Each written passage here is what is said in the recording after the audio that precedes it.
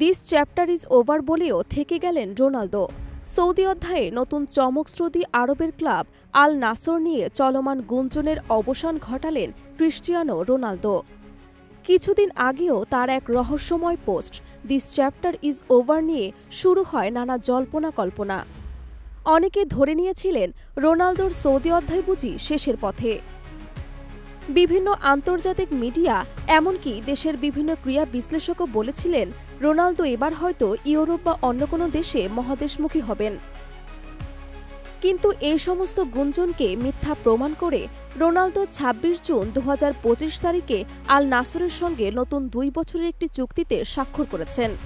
এর ফলে ২০২৭ সাল পর্যন্ত তিনি সৌদি আরবের একটি ক্লাবের হয়ে খেলবেন।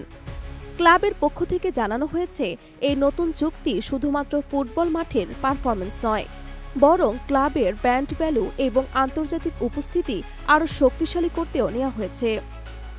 এর আগে মে মাসে রোনালদোর সোশ্যাল মিডিয়া পোস্টের পরপরই অনেকেই ধরে নেন যে সৌদিতে তার সময় শেষ। এমনকি শোনা যাচ্ছিল রোনালদো হয়তো সিটি, মায়ামি বা ইউরোপের কোনো বড় ক্লাবে ফিরতে পারেন। তবে সব জল্পনার অবসান ঘটিয়ে রোনালদো নিজেই স্পষ্ট করে দেন তিনি আল নাসরেই থাকছেন এবং এখানেই নতুন লক্ষ্য নিয়ে আবার শুরু করতে যাচ্ছেন।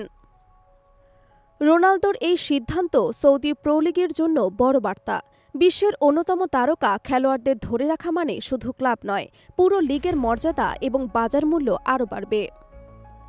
সুতরাং যারা বলেছিলেন সৌদি বিরতে বাদ সিটি, তাদের ধারণা বাস্তবতার সঙ্গে মেলে না।